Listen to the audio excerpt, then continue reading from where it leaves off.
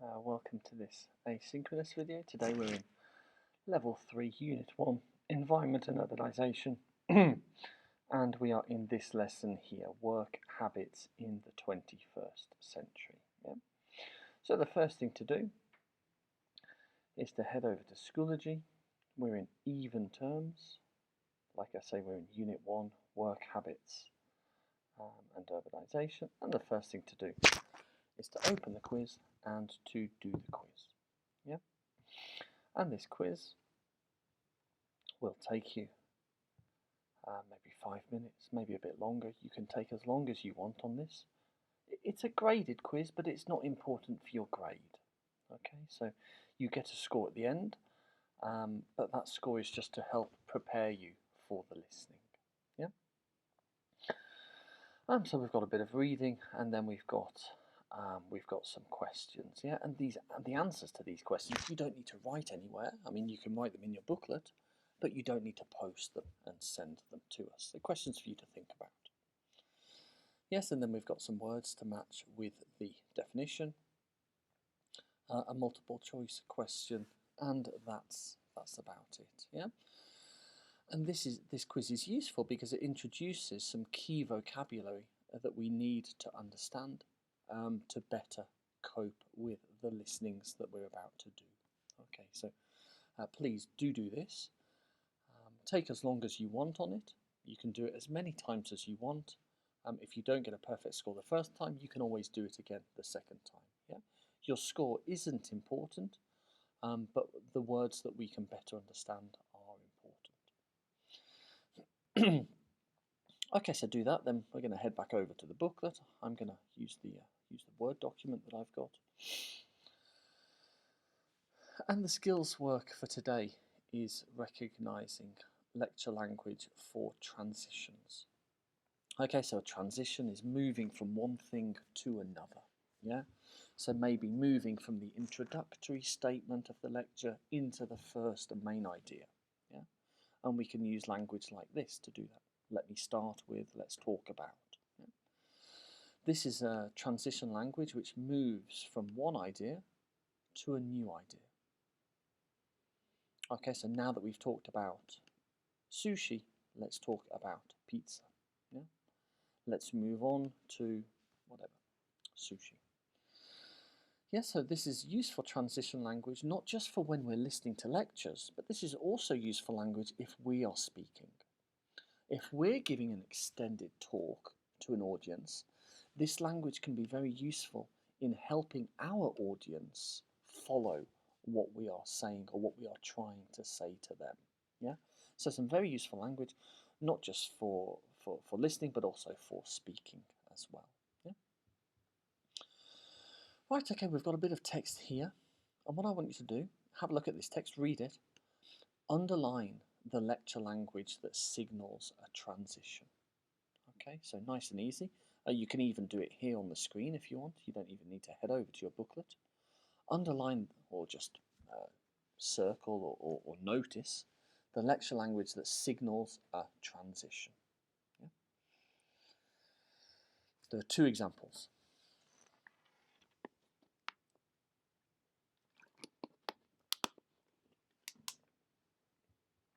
First one, let me start with.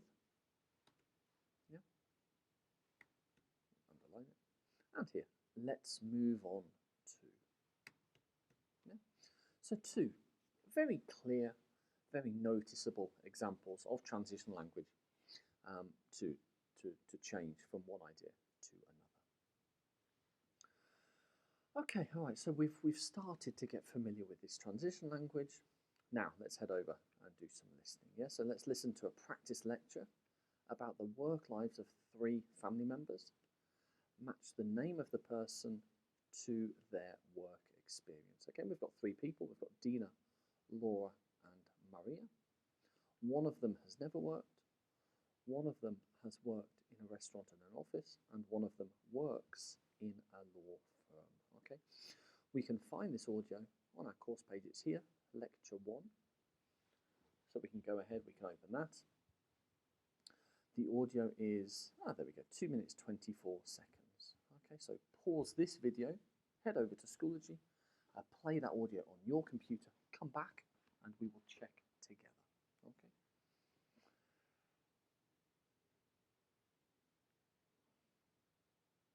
Okay, and here are our answers. Yeah, so we saw those answers already. Has never worked. Maria has never worked. Dina has worked in a restaurant and an office. And Laura works in a law firm. Yeah. So I think Maria is the grandmother. I think Laura's the mother, and I think Dina is the daughter. Right, okay.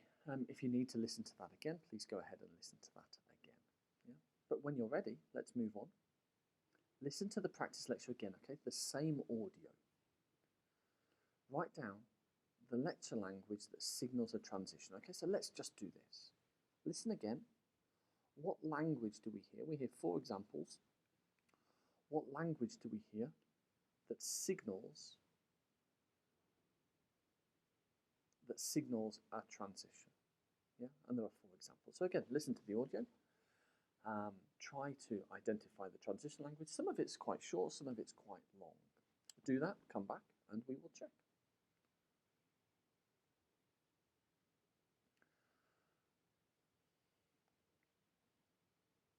Okay, so I'm going to use the tape script, which is on Schoology. You can also access this document. So transition 1, let's first look at. Yeah, so we should have written that down. Let's first look at. Transition language 2, let me start with. Let me start with. 3, okay, so now let's move on to talk about. Yeah, okay, so now let's move on to talk about.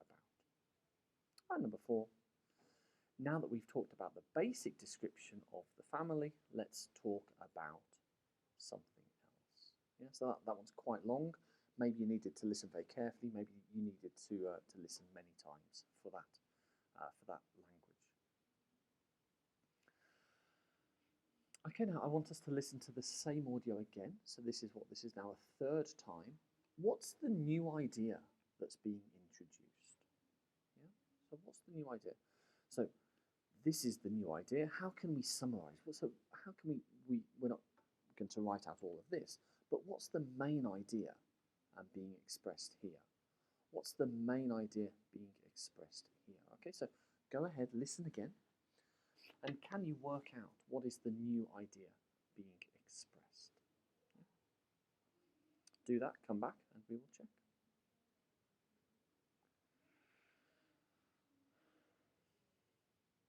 So here, the new idea, a bit of background about the family. Okay, background about the family, that's all. It's a Mexican family, there are 3 generations, that's quite a lot of detail, a bit of background about the family.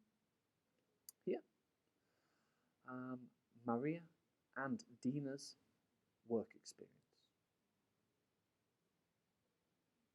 Yeah, Maria and Dina's work experience. Maria's never worked. Maria and Dina's work experience. Okay, my mistake. Laura is the daughter, or Laura is the granddaughter. So we have Maria, Dina, and Laura. Yeah. So Maria is the oldest. Laura is the youngest. Yeah, my mistake. The main idea here: Laura's work routine, work history, work experience. Yeah. And here, some trends or some differences between the generations. Yeah, some trends or differences. So some basic information about the family. Maria and Dina's work history, work experience. Laura's work history, work trends, and some of the differences between the generations. If you need to listen again, of course, go ahead and listen again. Lots to do in this lesson, so let's press on. So the average professor speaks quite quickly. Yeah? These are examples of what we might hear. How can we write down this information quickly? That's the question, okay? So we need to use some symbols and some abbreviations. Yeah? How can we write this down? It's important to know the number of internet businesses is increasing every day. And this is really where we need a pencil and a paper, because we can't do this very easily on computer, because we need lots of this short language, lots of these symbols that are not very accessible through a regular keyboard. Yeah? So have a go at this. It's important to know the number of internet businesses is increasing every day. How can we write that really quite short, quite quickly, using some quite short, simple language? Yeah? And the same with these three examples. Yeah? Because, of course, the lecture we're going to listen to in a minute is 10 minutes long, lots of information. We need to be able to write down some key details without missing vital parts of the information, but also do it quite quickly. Yeah? So this is a skill we focus on quite a lot here in listening. I don't believe I have any answers to show you for this, unfortunately.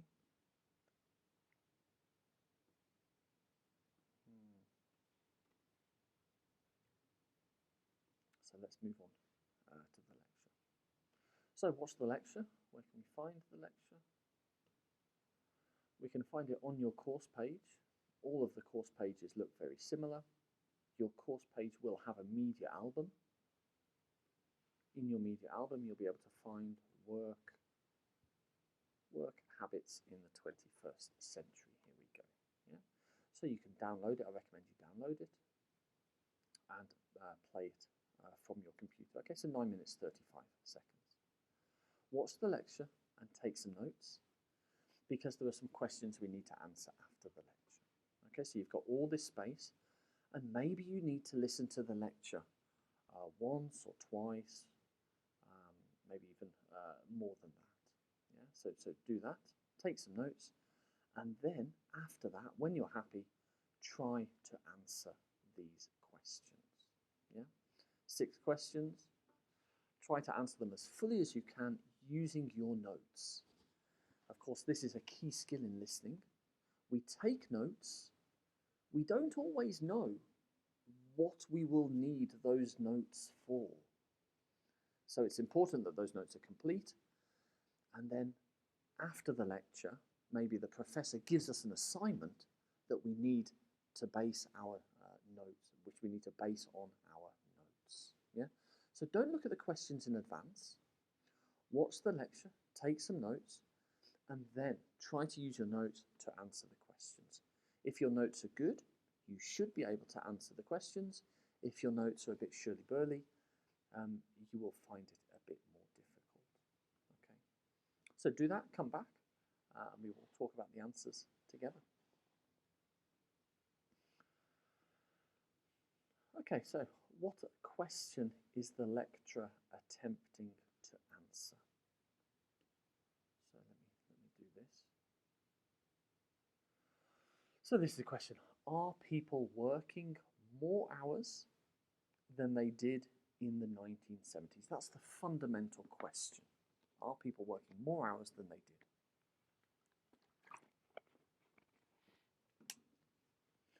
And what's the answer? Are Americans working more now than in the past?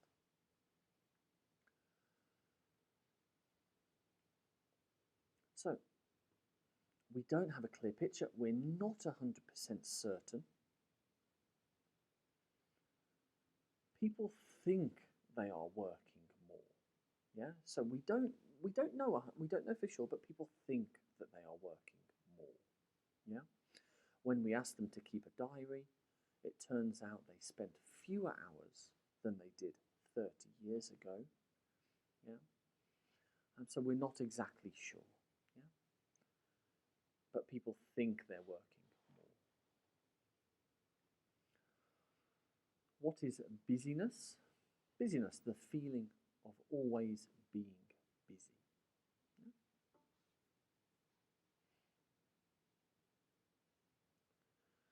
3 main reasons men and women are working 2 roles. Yeah? A job outside of the home and a job in the home. Yeah, so a 9 to 5 job, and then coming home, looking after the household, looking after the family. Yeah, so men and women are working 2 jobs, for example, in the home and out of the home. Yeah? Work is no longer a regular schedule. Work is no longer a regular schedule. Fix all this punctuation. It's not 9 to 5. Yeah, we take a lot of work home with us, and new technologies are contributing to this problem. Okay, because we have things like email and computers. Yeah, it's difficult to always turn off your computer and your phone. It's difficult to not be checking and see an email from work. Yeah. So there's no regular schedule. We have these new technologies, and work is no longer a 9 to 5 job. And the third one, there's more work pressure. Okay, there's more work pressure to do more and to do more faster. Yeah, so people are being asked to do more than they were in the past, and they're being asked to do that work faster. Yeah, so whereas a job maybe 30 years ago would have been the job of 3 people, maybe now it's the job of 1 person. Yeah, so we're being expected to do more, we're being expected to do it faster.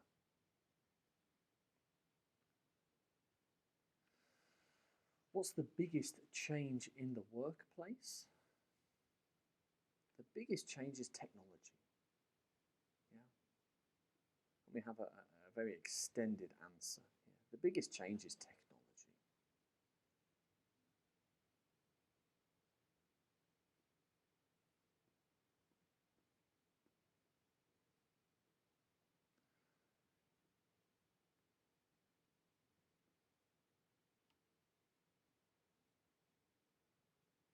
Mm-hmm. Technology creates a faster paced workplace. So we feel busier all the time. Yeah? So our working hours are busier. Yeah? Are Americans happy in their job? Yes, they are. They really like their job. Yeah? About 90% of Americans like their job. Yeah? Okay. I'm not going to save that.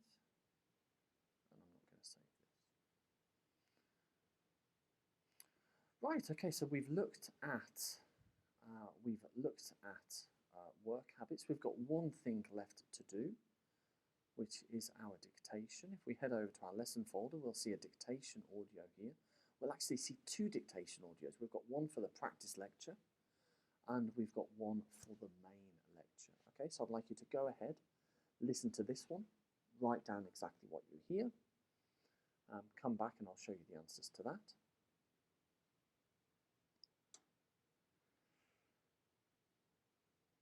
Listening 3, instructors, even terms.